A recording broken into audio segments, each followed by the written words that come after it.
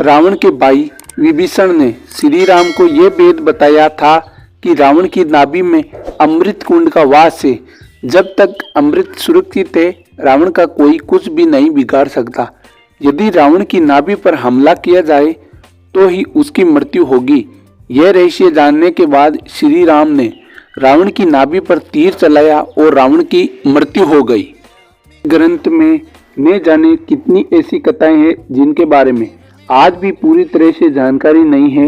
इसी एक कथी के जीवन और रावण की मृत्यु के बाद के उनके जीवन के बारे में हिंदू महाकाव्य रामायण के अनुसार लंका के राजा रावण की रानी के रूप में मंदोदरी को वर्णित किया जाता है। रामायण में उन्हें सुंदर, पवित्र और पतिव्रता स्त्री के रूप में दिखाया गया है। पौराणिक कथाओं में बताया जाता है कि रामायण काल में प्रभु श्री राम ने जब रावण का वध किया, उस समय लंका में सिर्फ रावण के भाई विभीषण मौजूद थे। उस समय राम जी ने विभीषण का राज्याभिषेक कर दिया और उन्हें लंकापति नियुक्त किया।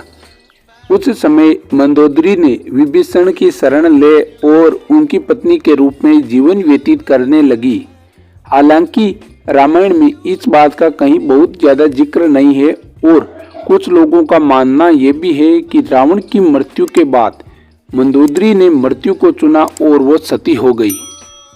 पौराणिक कथाओं में इस बात का जिक्र मिलता है कि रावण की मृत्यु के बाद राम ने मंदोदरी को सांत्वना दी और उन्हें रानी को उनके पति की विधवा के रूप में उनके कर्तव्यों की याद दिलाई।